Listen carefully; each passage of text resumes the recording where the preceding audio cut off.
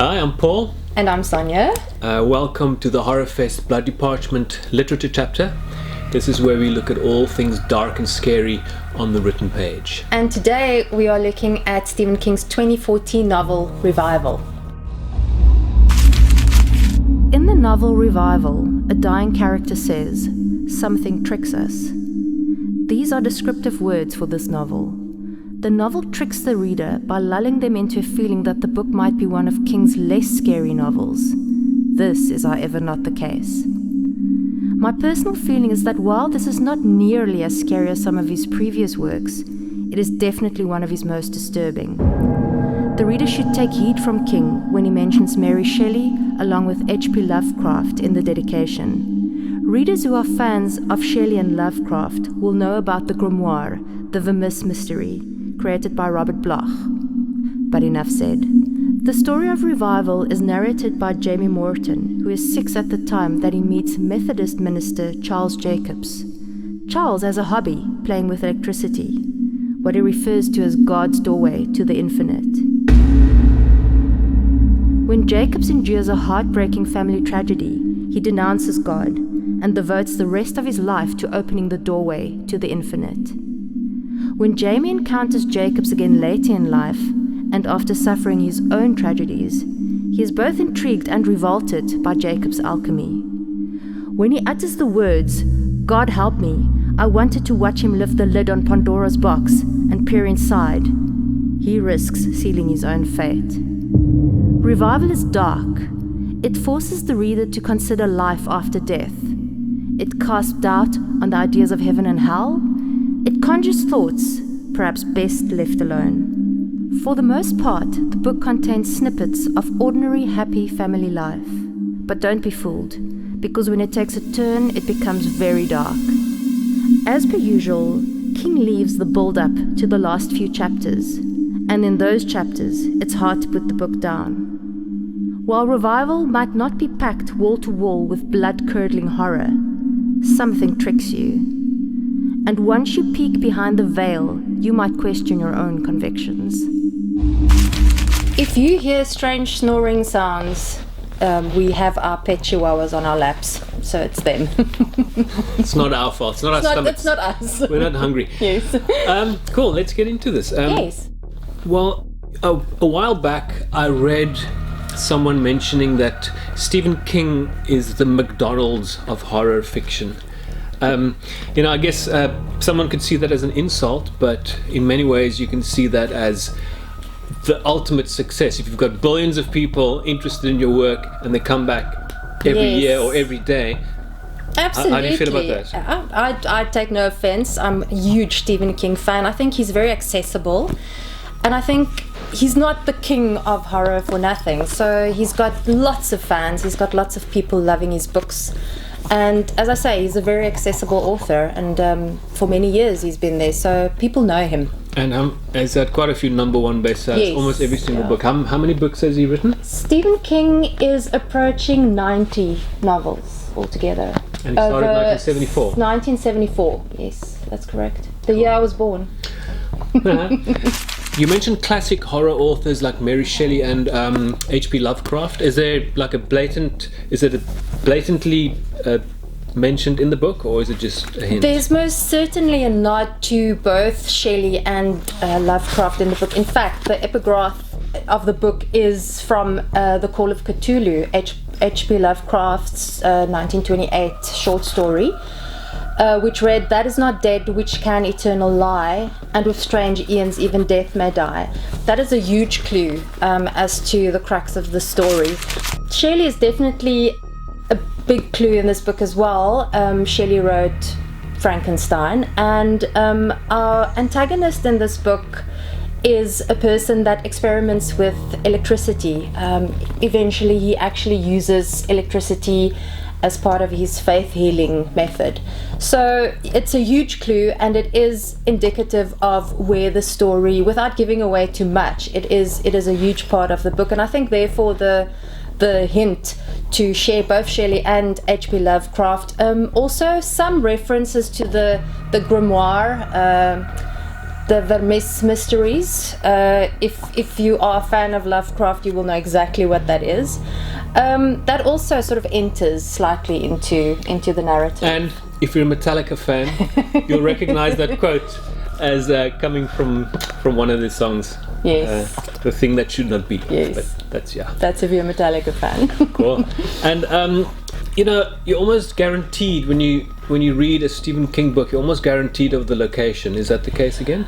Absolutely. Stephen King himself lives in New England, in Maine. Most of his books, as many Stephen King readers will know, is set in that territory, and this book again is set in a small little hamlet in the area of Maine. So it's very much stuck to the setting and the location as he normally does. Cool. And obviously people expect it to be scary when they read a Stephen King book, but is it more than that always? It's always more than that. Stephen King has the ability to build an incredible backstory to most of his characters. That's why I love reading him. His books are long, they're slow paced. You really have to, I almost want to say you have to work hard to get to the action, but that's part of the intrigue with Stephen King, and that's part of maybe why his fans love him so much. So while there's a lot of, I would say this novel is more disturbing, less horror, but definitely you know the characters very well because he gives them such a huge backstory, and as a reader you really become invested in the characters, so you really care for them towards the end of the novel. And often, like it stretches across several decades. It does. It basically, our protagonist is Jamie Morton, and it basically stretches across his life. So 50 years. He meets the pastor Jacobs when he is 6 years old, and I think our story concludes when he's well into his 60s, so it's most of his life. And there's a few typical King as well. There's a few like rites of passage. His first love affair, his demons that he deals with, very typical King themes. And also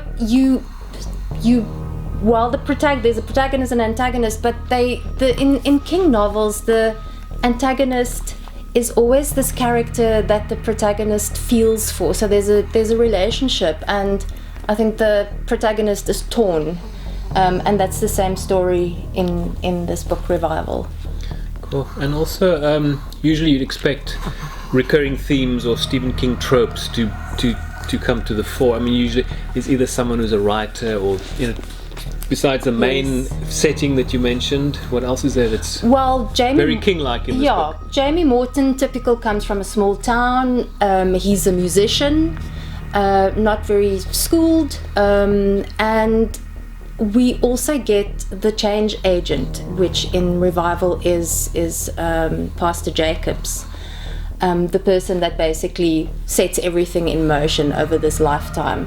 So those are the two main themes and characters that's typical to King novels. Okay, and why would you say someone should pick up Revival and read it? Well, I mean, if you're a Stephen King fan, you want to read the book because you want to read all the books he writes. But I think if you've not read Stephen King before, this book really makes you think about things we don't really want to think about, life after death, and maybe questions we're scared to ask ourselves. This book basically forces you to consider those things, and I think that's also why the book is quite disturbing. It might not be blood and guts, but it definitely reaches far deep down into the soul, and it's a question that we all have.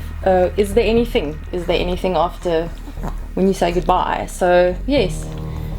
Cool. Yeah. And as to be expected, almost every single Stephen King novel and story has been adapted for the screen, either TV or movies. We all have our favorites. Everyone knows mine is The Shining. I don't know if yours is also The Shining. But so this one is also lined up for a film adaptation, and this would be Mike Flanagan, who's got some Stephen King experience. He did Gerald's Game, and recently the sequel to The Shining, Dr. Sleep. He did a brilliant job with that. Yeah. Yes. So they're currently working on that, so hopefully he'll still be attached by the time it gets released, and be interesting what he does with it. Yeah, always interesting to see the film adaptations of King's novels. I think because a filmmaker has a time limit, and King's characters have such huge backstories. I think you do lose if you are an avid King fan.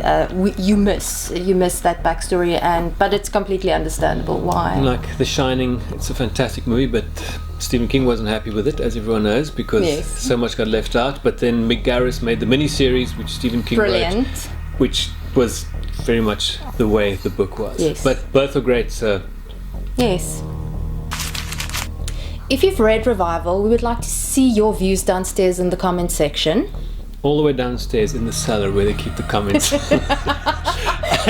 and remember to subscribe if you haven't yet, and hit the like button, and do share it with your friends and enemies alike. We'd love that. Yeah, see you next time.